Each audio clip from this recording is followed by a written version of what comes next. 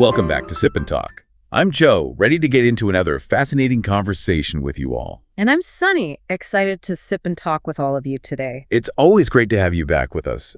Today we're diving into something pretty specific, building on our last chat. Yeah, last time we kind of touched on President Ching-te's initial speeches, his overall approach. Right, just grazed the surface, really. We talked about the general vibe, but we held back on one particular speech. The one that really well stirred things up. Exactly. So today we're going to unpack why his second lecture in his big Unifying the Nation series got so many people talking. And not always in a good way, right? It really caused quite a controversy. It did. So let's set the scene. This is President Lai's Unifying the Nation 10 Lectures series, Rinchulan in Mandarin. An ambitious series laying out his vision. And we're looking at the second one, June 24th, 2025.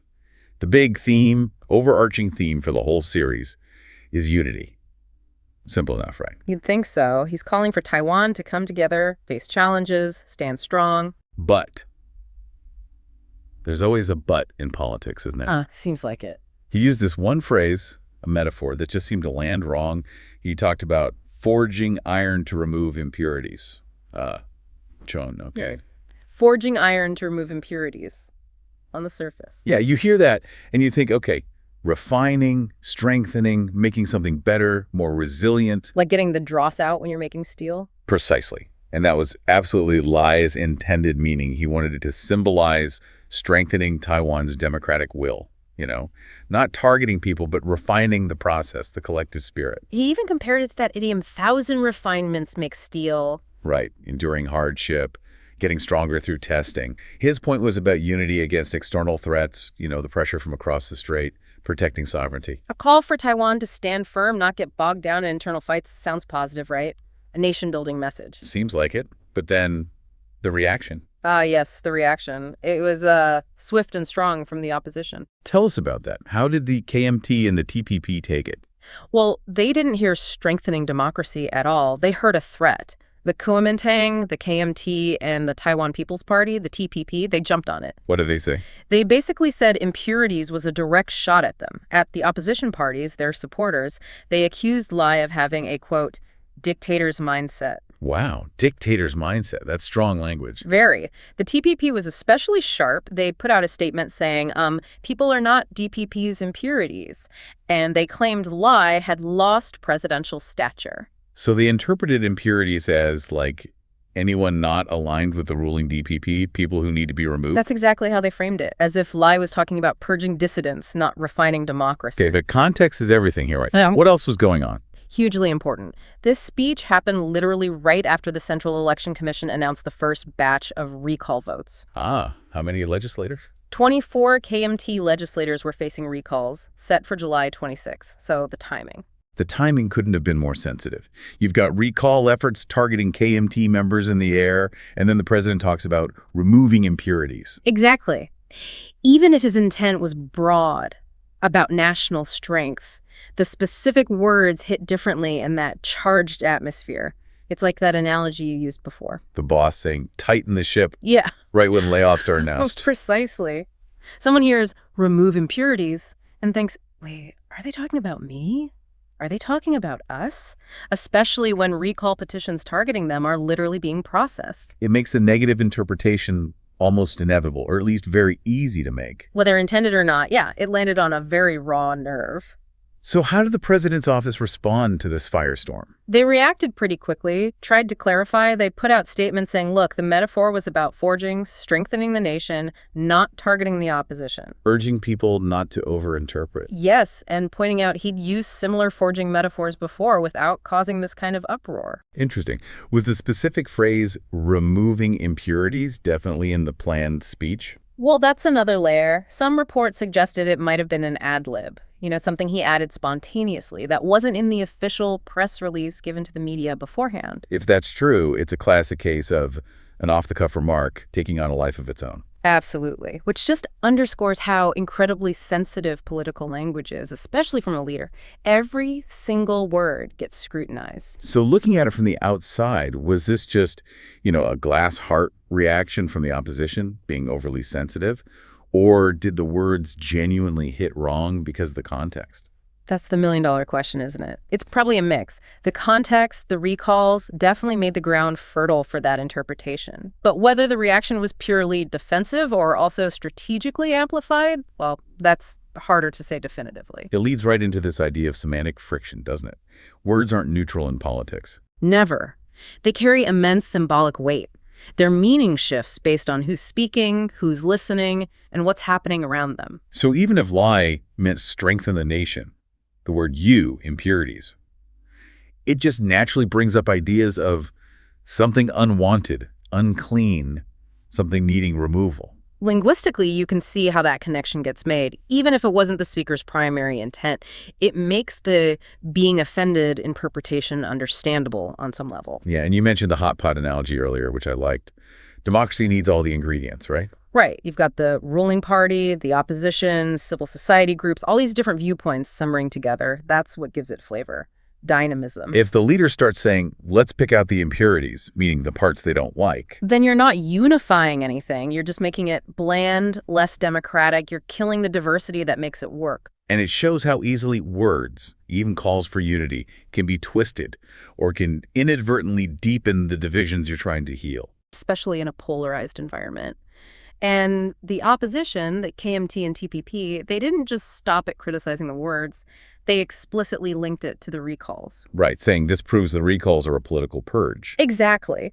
And they questioned Lai's presidential stature because of it.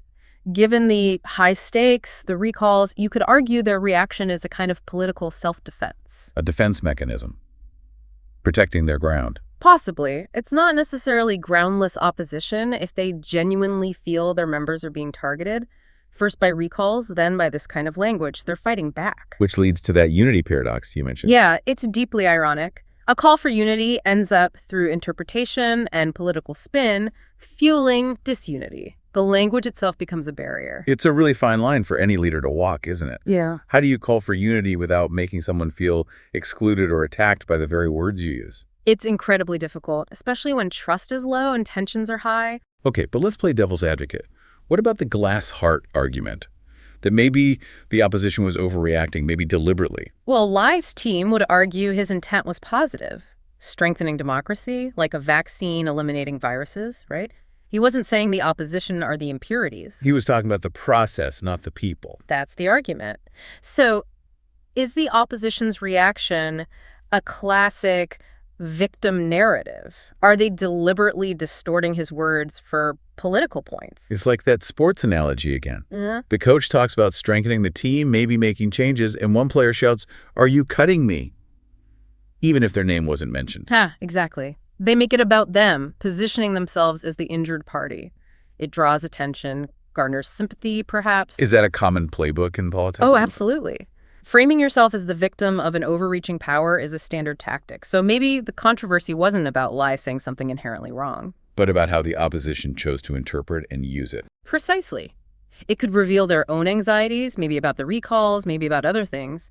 Or it could just be a calculated move to shift focus, create conflict, and rally their base against a perceived enemy. Framing themselves as defenders against a dictatorial system. Which brings us neatly to the next point, the whole dictatorship claim itself. Right. This is where, if you're watching from outside Taiwan, things might seem, well, a bit confusing. Or maybe just plain head-scratching.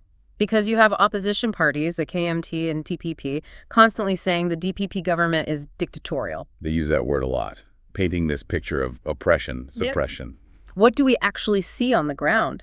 Well, we see those same opposition parties holding press conferences every day, blasting the government. We see them voting in parliament, proposing laws, debating fiercely. Forming alliances, running candidates in elections, organizing huge street protests. Appearing constantly on TV and newspapers online, criticizing the government freely. Doesn't really line up, does it? The actions don't match the dictatorship label.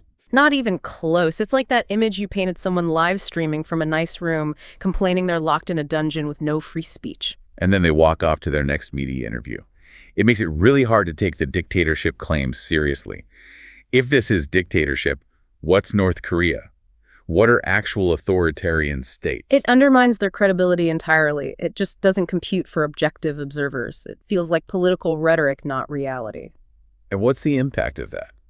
when a party cries dictatorship while fully enjoying democratic freedoms? Well, it damages national unity, for one. The president calls for unity against external threats, and the response is dictatorship, clearing dissidents. It seems counterproductive. Makes you wonder if they genuinely want unity or if they're just weaponizing issues. Exactly. It makes people cynical. It deepens the divides. How can you find common ground when one side constantly claims the other is illegitimate, tyrannical, when the evidence suggests otherwise? And what about the TPP in this? Yeah. They often present themselves as different, right? Yeah. As a centrist alternative. Yeah. That's their branding.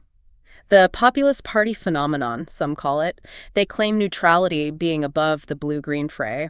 But in practice? In practice, on many contentious issues, like these recalls or these rhetorical attacks, they often seem to align very closely with the KMT. It looks less like centrism and more like strategic opposition against the DPP. So using extreme language like, people are not your impurities. It can end up exposing that political maneuvering rather than highlighting a real democratic concern. It feels less like defending democracy and more like using democratic platforms for political theater for scoring points. Which, again, erodes trust over time. Precisely. That logical inconsistency crying dictatorship while acting freely, it chips away at public trust in the whole political process, and it doesn't do any favors for the image of Taiwan's democracy internationally either. Okay, let's pivot slightly but stay connected. Let's talk about the recalls themselves.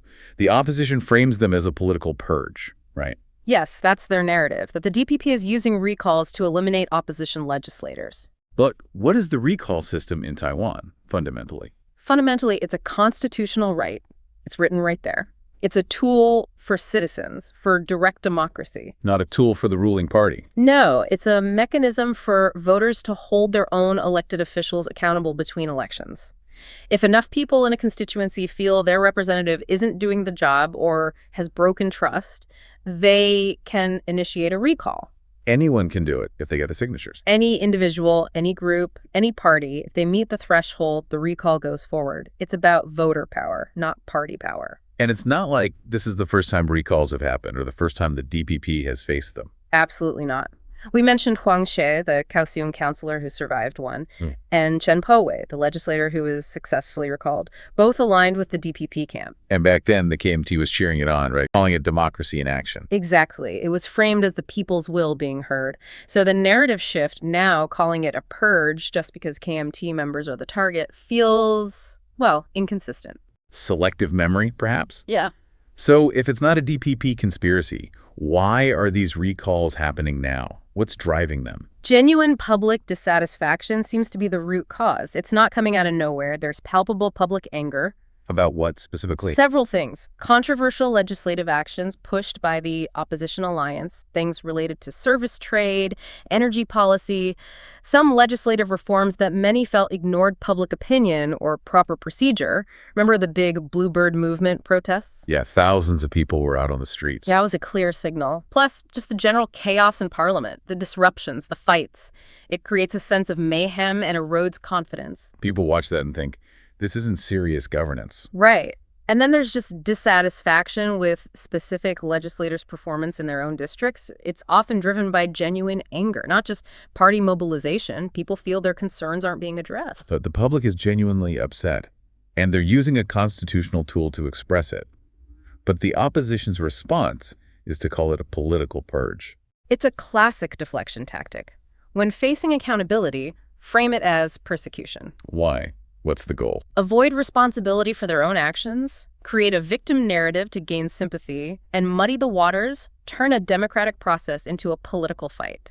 Shift the focus away from why people are angry in the first place. It's like saying, you can't hold me accountable for my actions, because doing so is dictatorship. Pretty much. It doesn't really hold water when you look at the democratic framework. They're trying to delegitimize a legitimate process because it's being used against them. So bottom line on recalls. They're a litmus test of public opinion in a specific district, not a grand party conspiracy. It's not about who mobilizes the recall, but about why enough constituents are willing to sign their names and demand accountability. The real clearing isn't one party purging another. It's the people making a sober choice about their representation. Okay, staying with recalls. Yeah. There have also been accusations flying around about signature forgery, right? Yes, the opposition parties were very vocal about this, questioning the validity of the recall petitions. Alleging forgery, duplicate signatures, putting pressure on the Central Election Commission, the CEC. Right, urging the CEC to investigate the recall groups, basically accusing them of cheating to meet the signature thresholds. But what did the CEC, the actual impartial body, say about this? The CEC clarified that duplicate signatures happen.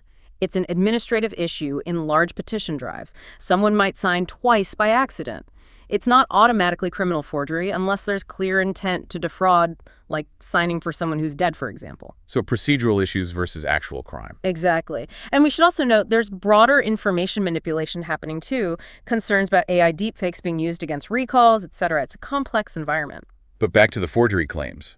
While the opposition was pointing fingers at recall groups, what did actual investigations find? Was there any proven forgery? Yes. And this is where the story takes a twist. There have been confirmed indictments and charges against KMT party workers and affiliates.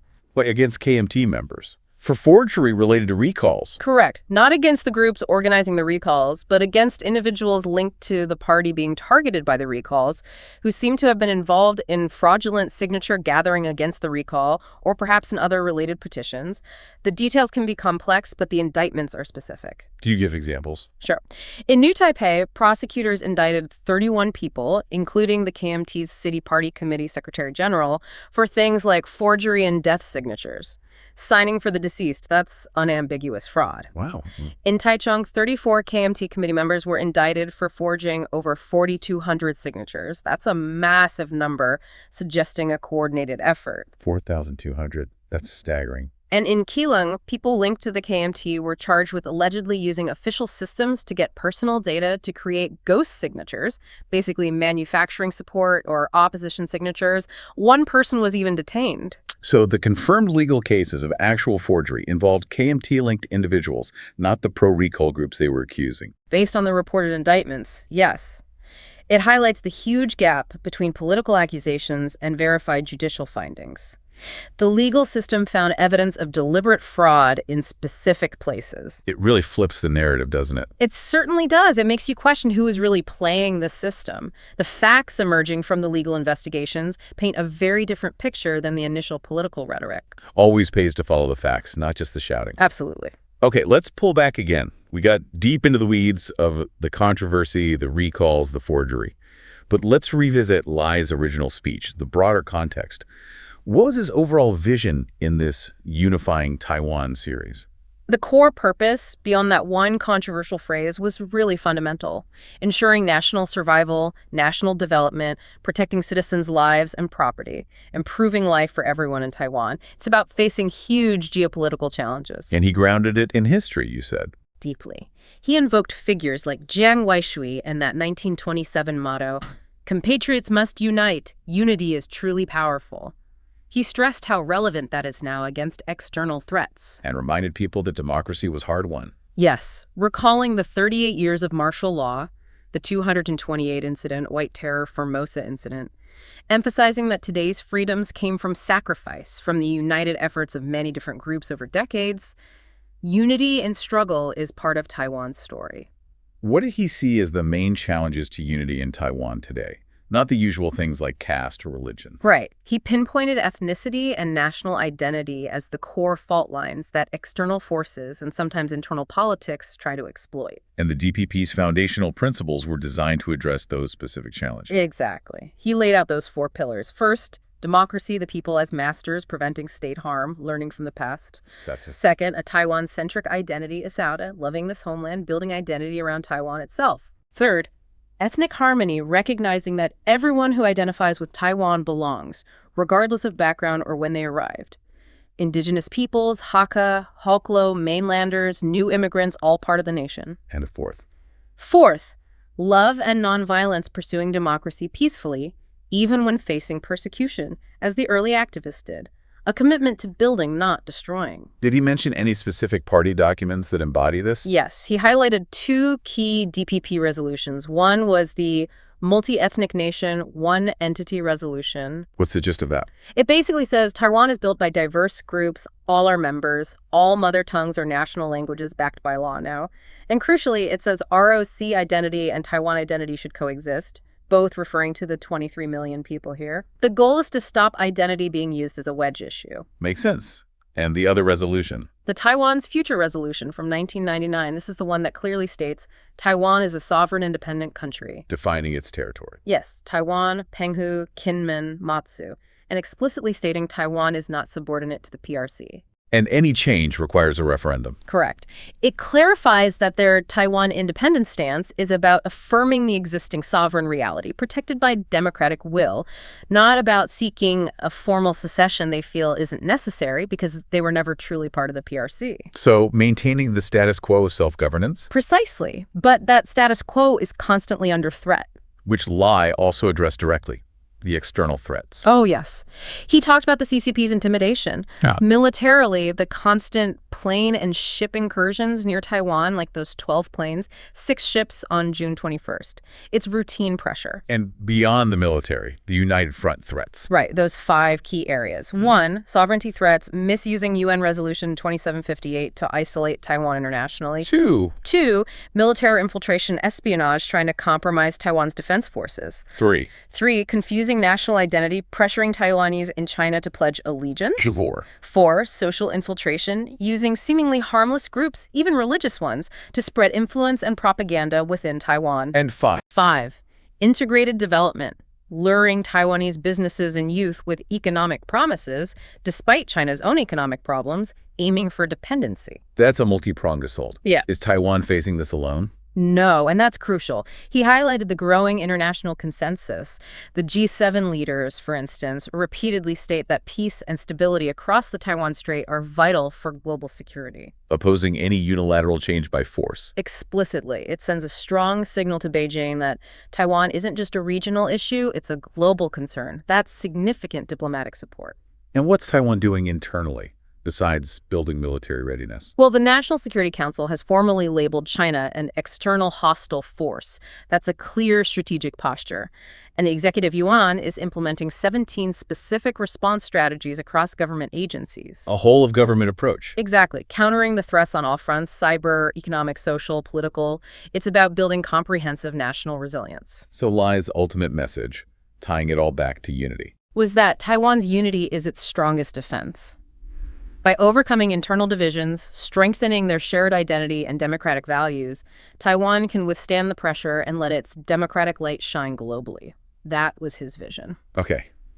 That's a lot to unpack. We went from a controversial phrase to recalls, forgery, historical context, external threats, and back to the vision of unity. It really shows how interconnected everything is in politics, doesn't it? It does. So wrapping this up for you, our listener, what are the big takeaways here? We've seen how easily words can be twisted, intentionally or not, in a charged political climate. And the crucial difference between political rhetoric, the loud accusations, the narratives, and the actual facts on the ground, like those forgery indictments or the constitutional nature of recalls. It really underscores the need for critical thinking, doesn't it? Absolutely. For all of us, don't just react to the headlines or the loudest voices.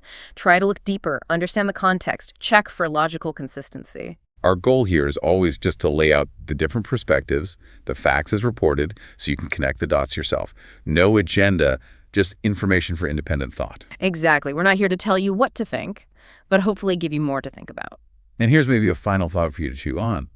If even a concept as seemingly positive as unity can become such an intense political battleground, sparking these accusations of dictatorship that seem contradicted by reality.